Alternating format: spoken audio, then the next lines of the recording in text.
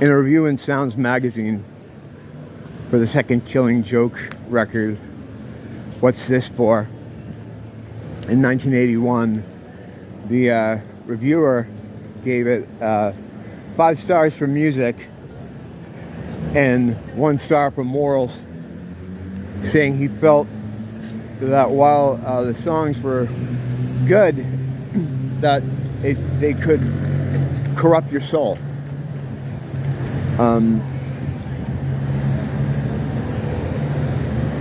And that is kind of what I'm thinking about today. How to engage with media when you know that it's weaponized against you in that fashion, and it absolutely is. Since I started doing this, like, or getting more into it, into the whole spiritual thing, a lot of people that I've run into have talked about how they had to stop listening to basically everything, stop watching everything. I never wanted to do that. I've never stopped listening to the music I listen to. I don't know if that's the right way to go or not, but there's this weird part of me that, and this extends beyond engaging with media, that feels like if you want to know or kind of get an idea of what's up with your enemy, you kind of got to get into the shit with them. And I've done some stuff along those lines that probably wasn't, super smart, but this is all a trial and error thing. But as far as engaging with media, I found, like, with movies, it's really hard for me. Like, it's hard to watch because I just see the retarded symbolism in everything. The numbers and the the story things and the characters. It's always baked in there somewhere. These days too, when you're watching like newer movies, it's not just all that peekaboo Illuminati stuff. It's also, the message, which is basically, what I'm talking about, the woke thing. I rewatched Batman with someone that hadn't seen it, the new Batman movie, and I liked it more this time, only because I was already, the anger of all the others, I was already done with it, and I could just laugh at it, but that one in particular didn't have a lot of, like, that I could see anyway, someone more versed in picking out the symbolism and messages in these things. Someone like I mentioned yesterday, Crystal Time, I bet she could point out a bunch of stuff that I didn't see. But aside from, the message stuff, I didn't see a lot of overt symbolism. And I enjoyed it more. I still think it's, of course, trying to paint a picture of anyone on independent media who gets on a camera, has a channel, and has any kind of community, big or small, is absolutely a crazy incel that's going to flood the city with van bombs. I don't know where you're from, but most cities I've lived in, if you leave a car running while you're running to a store, you're getting a ticket or you're getting towed. But somehow incel Riddler guy leaves vans full of explosives around these points of the city for, I guess, months on end, and then detonates them from prison. It's so stupid. And the person I was watching it with agreed too. They were like, yeah, the whole thing was good up until this last tacked on thing. It's like, and it felt tacked on because everything the incel Riddler was doing up until then made sense. It was actually pretty smart. He was orchestrating the whole thing to get Batman to do his work, for him, so he didn't have to do it. And then I guess, I think, if I had to guess, and this is just, fan speculation. I think the last scene was supposed to be him talking to him in the asylum there, and that was supposed to be like it was going to be that kind of finale, an ideological sort of thing. And I guess you know how these things go. They probably felt, no, we need some giant ridiculous explosion thing at the end. So that's what they did. But it felt very tacked on. You know, it didn't make any sense. It was like all of a sudden he went from being the smart, calculating guy to just a crazy person who wanted to destroy the city. So if you wanted to destroy the city, what was the point in doing all the other stuff beforehand? It was just dumb. It definitely felt tacked on. Like they need to have like a bigger ending, and they also want to make a point about the message, and they wanted to make a point that anyone that is embedded by the system to be able to talk to more than a dozen people is absolutely a city destroyer. Down to the Hey Guys video. It's just so funny. It's like, are they I mean, I think they probably thought it was clever, because these people, you know, I don't know how they think, but I kind of know how they don't think. But the Hey Guys, this community has meant so much. These are things that anyone with a YouTube channel has said. I mean, I'd never done the Hey Guys, this community means a lot. It does, having people that I can exchange ideas with. It's definitely valuable to me. But it's just so transparent what they did. Oh, just as a good tip, if you're ever watching any of my stuff, you can set the setting at a faster speed, because especially when I'm out here filming, there's a lot of so yeah, just a little tip, a quality of life hack. But I didn't mind it as much the second time, because I saw all the shit, you know what I mean? Like I already went through that the first time, and it's the same thing. Like when you see the magician, the assistant hand them the rabbit under their cape when they pull it out of the hat, you're not surprised by it. The trick doesn't work on you. So I enjoyed it a lot more the second time, knowing that, you know, this, what the trash parts were, and you could just kind of laugh at it. But the first time I saw it, I wasn't expecting that whole thing. I didn't know that was coming. I was just like, are you fucking serious? But the person I watched it with was seeing it for the first time, and they had the same reaction. Like, really? You know? Yeah, so, you know. But that's how kind of I can enjoy the stuff, whether it's music or movies or whatever, because I see the tricks. Some of it is just straight up egregious, of course, but I try to take it for what, for the good things, the enjoyable things about it. And this is something I think about a lot as I'm doing my deep dive exploration of Killing Joke over the past month or two. Because while most people in major music acts or you know, who have any sort of notoriety, they have to be jumped in, indoctrinated, illuminated, flashing the signs and all that. But these guys, you know, with a lot of bands, it's like they'll do that as a way just to say, all right, we'll do all this gay shit, now this is the music. But with these guys, they use that stuff in the music.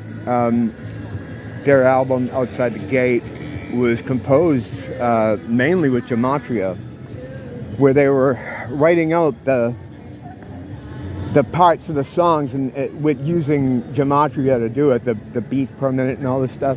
And they I'm sure they've done that before that album too.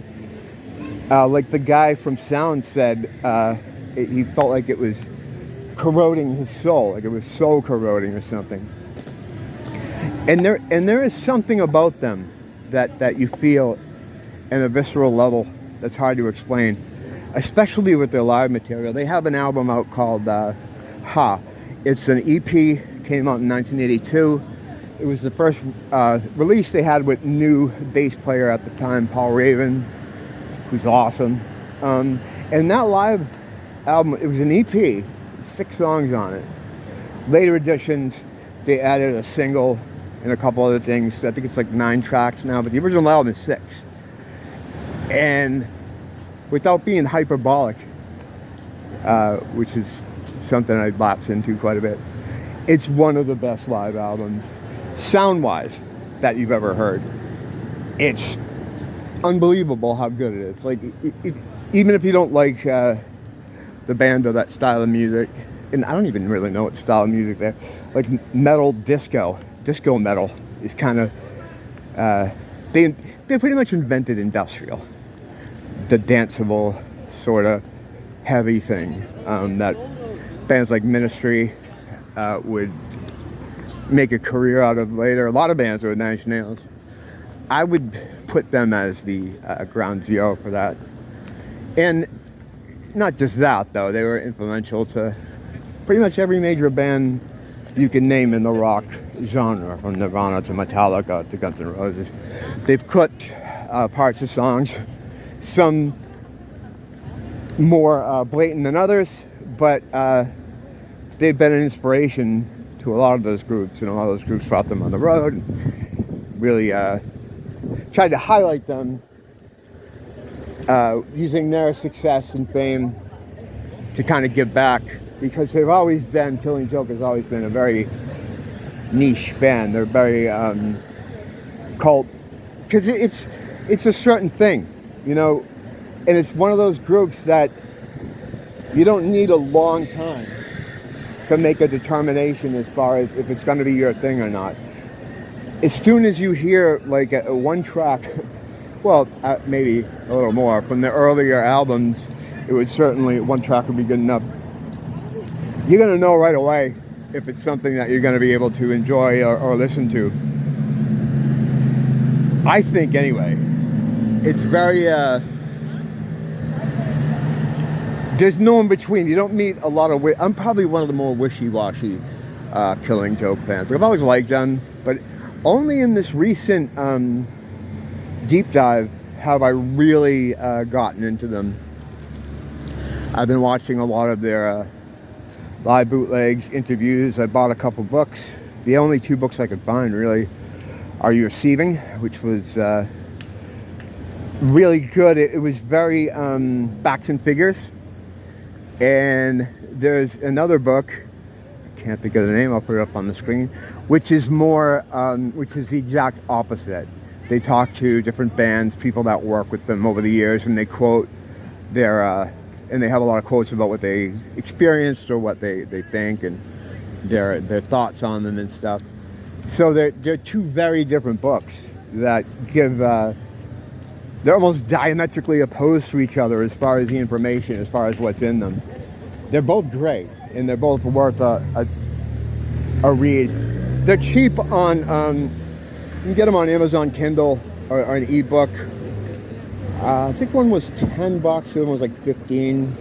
You know, they're fairly cheap. I don't buy a lot of physical media. If I do, it's just to have as a collector's item. But as someone who's bought more physical media than I couldn't think of a thing quick enough. I was going to do something about oil in the U.S., but I fucking fell off my bike there. But you know, sometimes I'm not on top of it. I've already bought everything 100 times over. I like the idea of non-physical media because of its convenience, and you know, you can carry it around and stuff. But this fucking password thing, man, I was having trouble with my Amazon password earlier tonight. And it's like, my password's the same.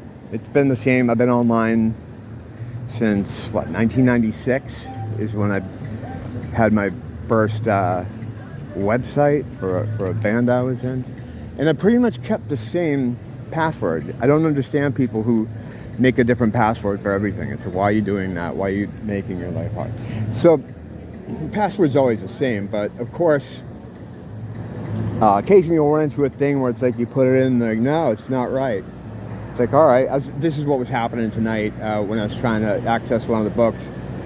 And I'm like, all right, you gonna send me a code? It's like, yeah, we're gonna send you a code, and then you gotta go back in again. And then put the code in, but the code isn't right. So it's like what you do is you end up on this Ferris wheel of heartbreak trying to get into it.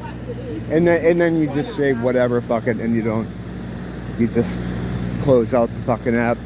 That's the only bad thing about the non-physical media thing, is that you're left up to the whims of whatever company you're renting the media from. You can curate your collections of music or whatever as artistically as you want, and believe me, I do. But if for whatever reason they just want to fuck up that day and not be able to accept your information or whatever, then you lose everything. That's the downside of it. But I don't know how I got into that. That has nothing to do with anything.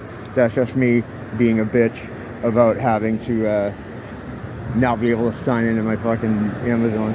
But yeah, I got 2 books from them.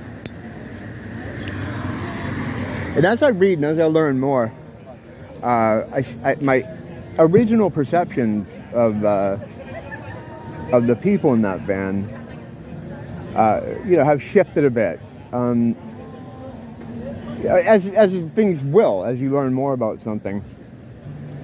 But I don't think they're as... I don't know. It's hard to say. I'll have to give it a bit more time before I make a evaluation.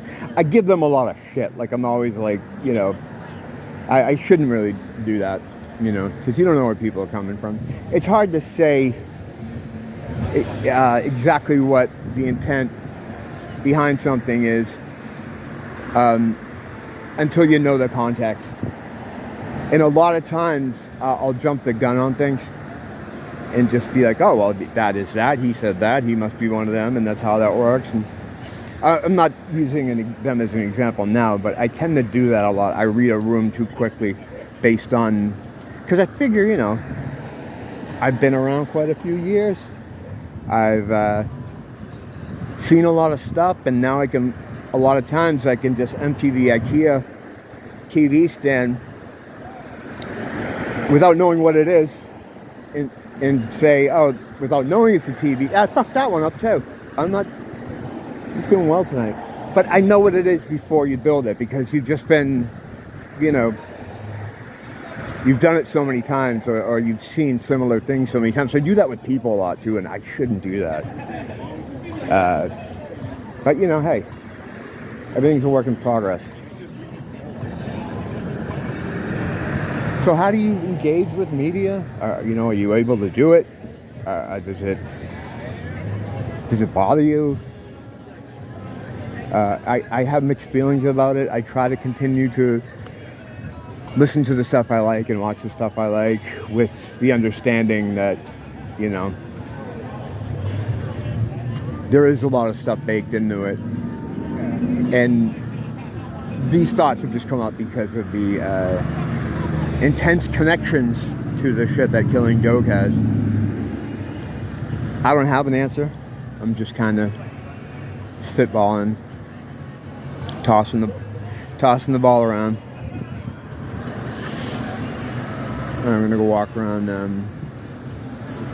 Longs, do my regular elderly person walk through the drugstore thing. Don't blame the teacher, blame the school.